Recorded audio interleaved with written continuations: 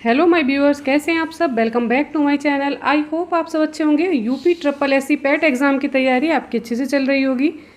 यहाँ पर हमने कल की थी मैथ की क्लास, जिसमें हमने किया था पूर्ण संख्याएं क्या होती हैं, पूर्ण संख्याओं के बारे में हमने जाना था। और आज हम करने वाले हैं पूर्ण संख्याओं का योग, घटा, गुणा, भाग। ये सारी चीज़ें आज हम करने वाले हैं इस वीडियो में। अगर आप चैनल पर नए हैं और आपने अब तक कोई वीडियो नहीं देखी है तो प्लीज़ जाइए, चैनल को सब्सक्राइब कीजिए और प्लेलिस्ट में जाकर पुरानी सारी वीडियो देख लीजिएगा। एग्ज़ाम नेगेटिव मार्किंग बेस है, इसी के चलते हुए हम अभी से तैयारी में लग गए हैं। तो देर न करते हुए आ जाते हैं अपनी आज की क्लास पर। देखते हैं आज क्या करना है हमें। यहाँ पर हमने कल कर दिया था कि इनके बीच की इकाई दूरी कितनी होती है, वो हमने ज्ञात कर ली थी। आज हमें करना है संख्या रेखा पर पूर्ण संख्याओं का योग हम कैसे करते हैं। तो चलिए हम देख लेते हैं। पहले मैं आपको संख्या रेखा पर ही इसको समझा देती हूँ कि संख्या रेखा पर हम इसका योग किस तरह से करते हैं। तो जैसे एक संख्या रेखा है तो हमें क्या करना है इस पर। अगर हम संख्या रेखा पर योग करते हैं, जैसे मान लीजिए आपने 1 और 2 का योग किया, तो कितना करेंगे आप, 1 प्लस के 2 करेंगे तो इक्वल टू कितना आ जाएगा, 3 आ जाता है। ये आपको पता होगा। तो ये संख्या रेखा पर कहाँ आएगा, ये दाईं तरफ आगे का अंक आपको मिल जाएगा। ये आगे दाईं तरफ ही आता है। ये आंसर जो आता है सदैव दाईं तरफ ही होता है। चलिए देख लेते हैं इसमें क्या दे रखा है। यहाँ पर दिया है यदि हम दो पूर्ण संख्याओं को जोड़ते हैं तो परिणाम संख्या रेखा पर दोनों संख्याओं के दाईं ओर होगा। आइए 2 और 5 को जोड़ें। तो हम अगर 2 और 5 को ऐड करते हैं तो क्या आ जाता है, बराबर आ जाएगा हमारा 7। तो 7 कहाँ आ जाएगा, ये मान लीजिए आपने एक संख्या रेखा खींच रखी है। यहाँ पर आप 0 ले लेंगे, यहाँ 1 है, यहाँ पर आपने 2 ले रखा है, यहाँ पर आपने 3, यहाँ पर आपका 4 है और यहाँ आपने लिया हुआ है 5। यहाँ पर हो जाएगा 6 और आगे इस पर नंबर लिख लेते हैं हम 7 तक। यहाँ हो गया 7। अगर हमने किसको ऐड किया, 2 और 5 को आपने ऐड किया तो संख्या रेखा पर आगे कहाँ मिल गया, 7 मिल गया दाईं तरफ। तो यही इसमें कहा जा रहा है। चलिए आगे देख लेते हैं।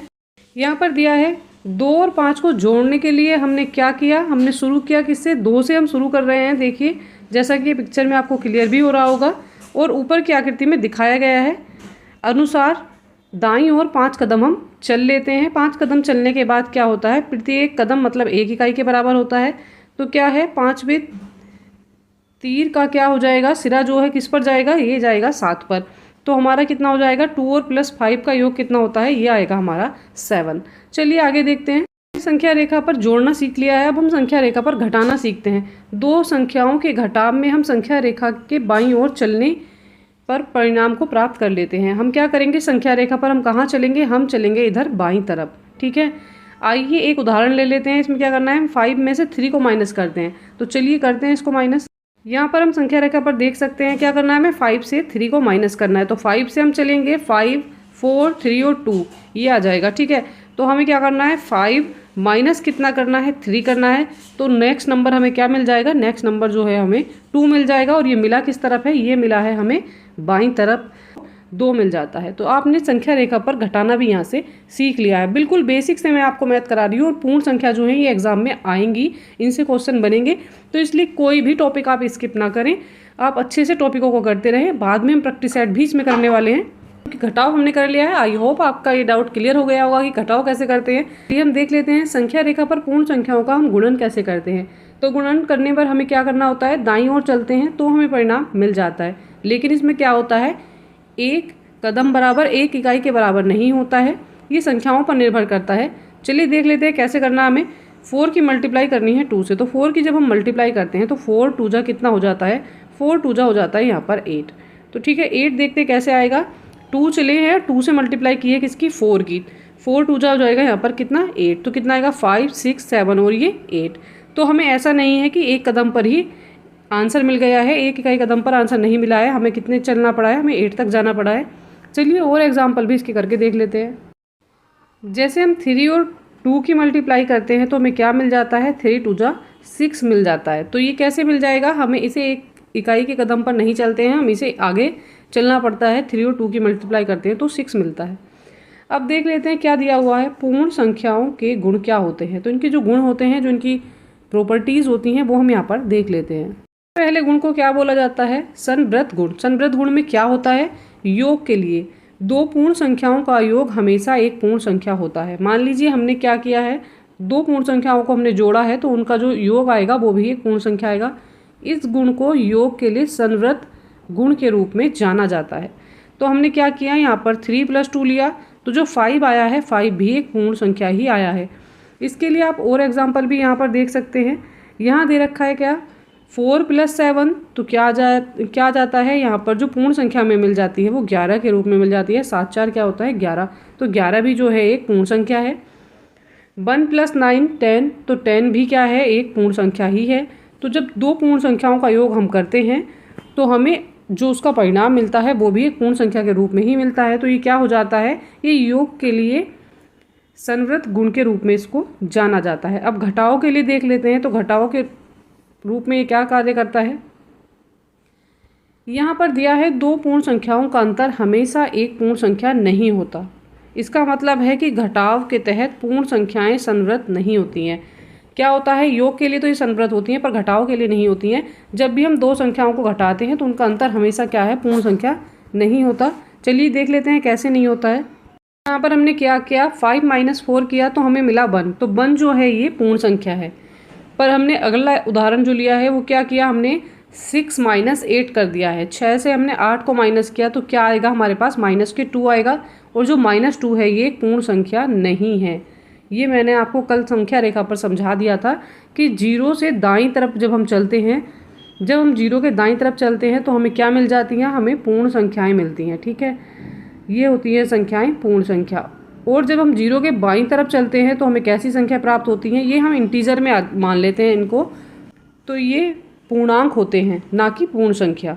तो यहाँ पर जो आया है ये पूर्ण संख्या नहीं है। ऐसा ही हम अगला एग्जाम्पल देखते हैं। 1 - 9 करते हैं तो 1 से -9 होंगे तो क्या आएगा, -8 आ जाएगा, जो एक पूर्ण संख्या के रूप में नहीं है। ये यहाँ पर कार्य नहीं करता है। चलिए गुणन के लिए भी यहाँ पर हम देख लेते हैं। दो पूर्ण संख्याओं का गुणन हमेशा एक पूर्ण संख्या होता है। यह गुणन के लिए संवृत गुण कहलाता है। ये योग में भी कार्य करता है और गुणन में भी कार्य करता है, पर घटाव में कार्य ये नहीं करता। घटाव के लिए संवृत का गुण नहीं होता है। 3 × 7 हम करते हैं तो 7 या कितना हो जाएगा 21, जो कि क्या है 0 से दाईं तरफ है संख्या रेखा पर। तो ये हमें क्या मिल जाता है, ये हो जाता है एक पूर्ण संख्या के रूप में। तो 21 जो है ये एक पूर्ण संख्या है। 4 × 1 करते हैं तो ये क्या आ जाएगा, पूर्ण संख्या आ जाएगा। या आप इसको लिख सकते हैं 1 × 4 कर सकते हैं। 1 को शुरू में लिख सकते हैं, बाद में लिख कर भी कर सकते हैं। तो आएगा ही क्या, जो परिणाम आएगा वो सेम आएगा, 4 ही आएगा। 6 × 3 = 18 होते हैं, या 3 × 6 कितने होते हैं, 3 × 6 भी 18 ही होते हैं। तो जो मिलती है संख्या वो क्या होती है, एक पूर्ण संख्या के रूप में ही हमें प्राप्त हो रही है। तो गुणन के लिए क्या करता है, संवृत गुण का कार्य करता है। चलिए गुणन का भी आपके लिए क्लियर हो गया है। अब देख लेते हैं भाग में किस तरह से कार्य करता है। भाग और घटाव के लिए कार्य नहीं करता है। दो पूर्ण संख्याओं का भाग हमेशा एक पूर्ण संख्या नहीं होता। इसका मतलब है कि विभाजन के तहत पूर्ण संख्याएं संवृत नहीं होती हैं। कैसे नहीं होती हैं देख लेते हैं। यहाँ पर क्या दे रखा है, 9 को 3 से डिवाइड करना है। हमें करना है 9 को 3 से डिवाइड, तो कितना हो जाएगा, 3 3 जा, यहाँ पर हो जाएगा ये 9, 3 3 जा, यहाँ पर 9 मिल गया है हमें। ये पूरा यहाँ पर हो गया है डिवाइड। तो ये क्या मिला है हमें, 3 3 जा जो मिली है भागफल हमें, वो क्या है, वो एक पूर्ण संख्या के रूप में है। पर जैसे ही हम क्या करते हैं, 8 से 5 को हम डिवाइड यहाँ पर कर रहे हैं, तो 8 से 5 को डिवाइड हम नहीं कर सकते हैं। तो ये किस तरह से मिल गया है हमें, ये एक पूर्ण संख्या के रूप में नहीं मिला है। ऐसे ही 1 को हम 0 से डिवाइड करते हैं तो ये इन्फिनिटी मिलता है, तो ये भी एक पूर्ण संख्या के रूप में नहीं है। तो ये भाग के लिए कार्य नहीं करता है संवृत का गुण, और ना ही घटाव के लिए कार्य करता है। ये कार्य किसके लिए करता है, योग के लिए और गुणन के लिए। इसके बेस थ्योरेटिकल क्वेश्चन बहुत बन जाते हैं। जरूरी नहीं कि आपको यहाँ पर ऐसे पूछ लिया जाए कि क्वेश्चन को सॉल्व करके दिखाया जाए। यहाँ पर एक वन लाइनर परिभाषा आ सकती है, परिभाषा के रूप में आ सकता है, और उसका पूछा जा सकता है कि भाग के लिए संवृत का गुण कार्य करता है या नहीं होता है। तो इस तरह से क्वेश्चन बन जाते हैं, और ये क्वेश्चन आते ही आते हैं। चलिए देख लेते हैं आगे इसमें क्या है। देखा संवृत का गुण। अब देख लेते हैं दूसरा गुण क्या है, क्रम विनिमय का जो गुण होता है ये देखते हैं। योग के लिए कैसे कार्य करता है। किसी भी क्रम में दो पूर्ण संख्याओं का जब हम योग करते हैं तो हमेशा संख्या जो होती है वो पूर्ण संख्या के रूप में हमें प्राप्त होती है। यह योग के लिए क्रम विनिमयता का गुण कहलाता है। कैसे, हमने क्या किया, यहाँ पर हमने यहाँ ऐड कर लिया 4 + 5 को, और बराबर में अगर हम करते हैं 5 + 4 तो भी 9 आएगा, और 4 + 5 करते हैं तो भी हमारा 9 आएगा। दोनों साइड से जो है 9 आएगा, चाहे आप 5 को पहले रखिए या 4 को पहले रखिए। तो दोनों जो प्राप्त हुई हैं संख्याएं कैसी हुई हैं, समान पूर्ण संख्या हमें यहाँ पर प्राप्त हुई है। चलिए नेक्स्ट एग्जाम्पल भी इसका देख लेते हैं। यहाँ पर दे रखा है क्या, 6 + 8 कितना होता है, ये होता है 14।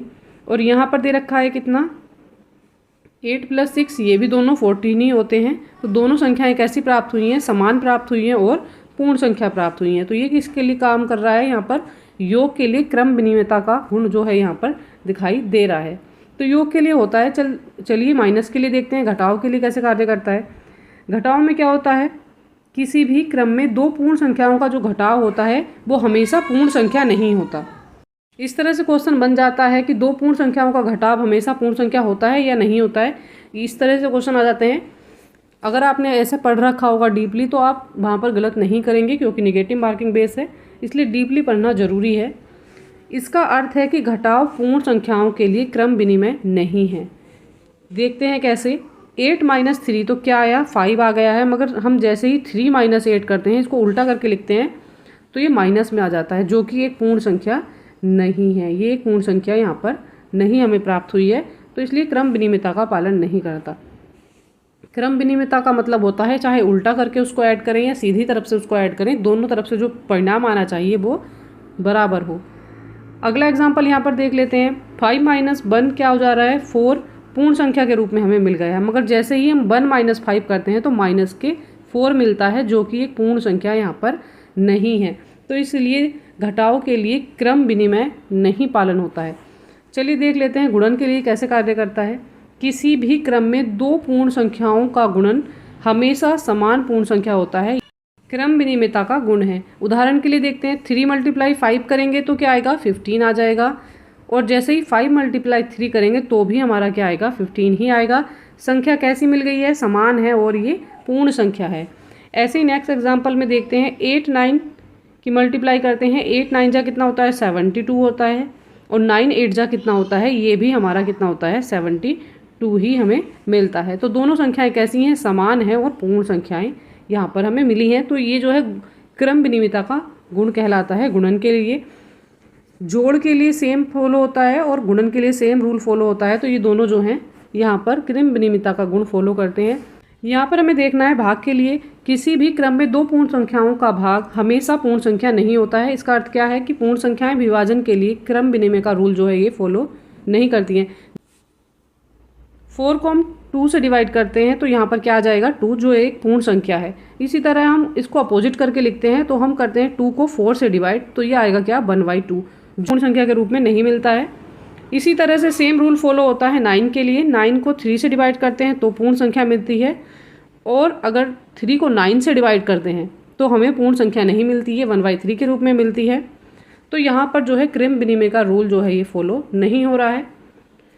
इसी के साथ आज की क्लास कंप्लीट हो जाती है। आई होप आपके जो डाउट थे पूर्ण संख्याओं के जोड़ घटाव गुणन भाग को लेकर वो आपके क्लियर हो गए होंगे, और इनके हमने यहाँ पर गुण भी देख लिए हैं। अभी आगे और क्लास बची हुई है इसकी, अभी ये टॉपिक कंप्लीट नहीं हुआ है।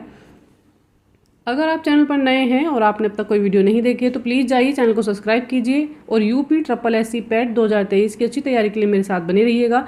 यहाँ पर हम बिल्कुल बेसिक से मैथ कर रहे हैं और आगे हम प्रैक्टिस सेट भी करने वाले हैं, तो चैनल को सब्सक्राइब कीजिए, वीडियो को लाइक कीजिए, अच्छी तैयारी के लिए मेरे साथ बने रहिए।